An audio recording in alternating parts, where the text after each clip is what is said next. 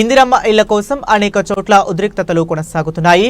ఇళ్ల ఎంపికలో పారదర్శకత లేదని ఆరోపిస్తూ అసలైన లబ్ధిదారులకు అన్యాయం జరుగుతుందని పలు చోట్ల గొడవలకు దిగుతున్నారు. ఇదే నేపథ్యంలో జూలూరుపాడు మండలం బేతాలపాడు గ్రామ పంచాయతీ పరిధిలోని రేగళ్ల తండాకు చెందిన కొంతమంది గ్రామస్తులు ఇందిరమ్మ ఇళ్ల కోసం వాటర్ ట్యాంక్ ఎక్కి ఆందోళన చేపట్టారు. దీనితో తీవ్ర ఉద్రిక్తత చోటు చేసుకుంది. అర్హులైన వారికి ఇల్లు కేటాయించకుండా అనర్హులకు ఇల్లు కేటాయింపులు జరిగాయని ఆరోపిస్తూ ట్యాంక్ ఎక్కారు.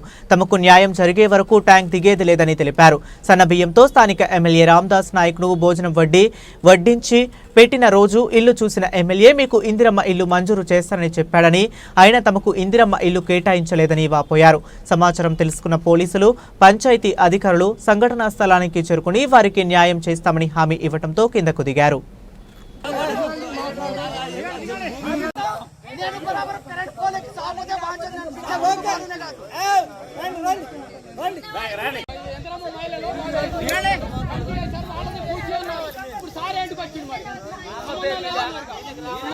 బతుకుతున్నాం కదా సార్, మాకు ఇవ్వచ్చు కదా సార్.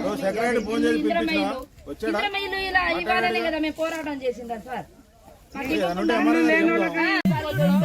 అయినా మాకు ఇల్లు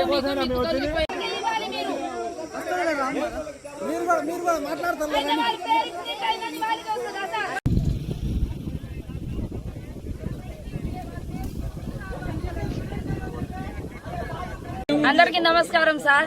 నా పేరు నాగమణి, మా జూలూరుపాడు మండలము, మాది బేతాలపాడు పంచాయతీ సార్. మాకు రేగళ్ల నా గ్రామం సార్ మాది.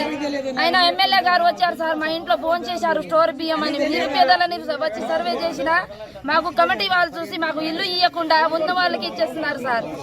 వాళ్ళు భూమి ఉన్న వాళ్ళకి రైతు బంధు వస్తుంది సార్, వాళ్ళకి ఇల్లు ఉంది, వాళ్ళకి ఇవ్వాలా సార్ భూమి. ఇంద్రమ్మ ఇల్లు మాకు రావా సార్, మేము పేదలు కదా. మేము రోజు మా ఆయన కొత్తగూడెం పనికి వెళ్తారు, అయినా మేము అందరికి బతిలాడి చెప్పినాం. అయినా ఇంకో విడతలో వస్తుంది. ఈసారి మా వాళ్ళకి పోనీ అంటే మేము పోనీ సార్, మాకే ఉండాలి 4 విల్లులు. మేము నిరుపేదలు ఎవరు ఉన్నారో సార్, మీరు పై నుంచి వచ్చి అయినా మాకు సర్వే చేసి అయినా ఇవ్వాలి. లేదని కమిటీ చైర్మన్ వాళ్ళు ఇస్తే బాగుండు సార్.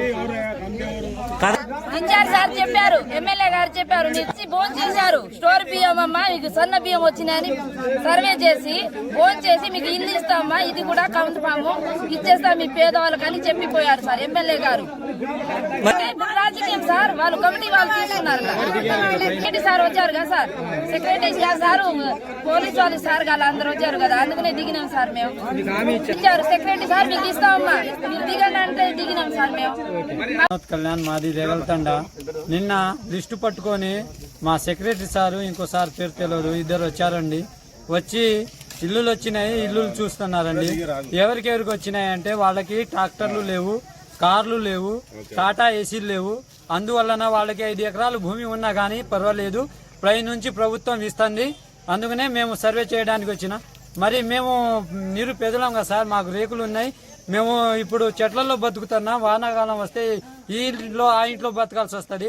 చుట్టూ కాలువే నడుస్తుంది కదా సార్, మరి మాకు సర్వే చేయలేదా అంటే అది నెక్స్ట్ పెడతాయండి, అది తర్వాత చూసుకోవాల్సిన పని. ఇప్పుడైతే 1 ఎకరం నుంచి 5 ఎకరాల దాకా మేము సర్వే చేస్తున్నాం, వాళ్ళకు మాత్రమే వస్తున్నాయి, మాకు మాత్రం రావని చెప్పారండి. నిరుపేదలం అండి.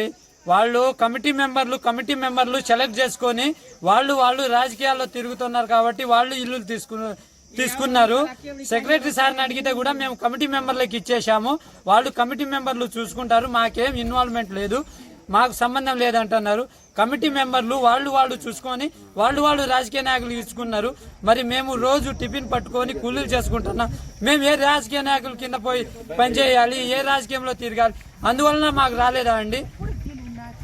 మాకు ఇల్లు ఇస్తేనే బతుకుతాం, లేకుంటే పైన ఎక్కి చేస్తామండి, లేకుంటే పురుగుల మందు తాగైనా చేస్తాం సార్. 1 ఎకరం నుంచి 5 ఎకరాలు లోపు ఉన్న వాళ్ళకి మాత్రమే ఇల్లులు వస్తున్నాయి, నీరు పెద్దకి మాత్రం రావంటున్నారు. ఇప్పుడు 5 ఎకరాలు యాడ్ నుంచి కొనేము, ఎవరికి ఇచ్చారు?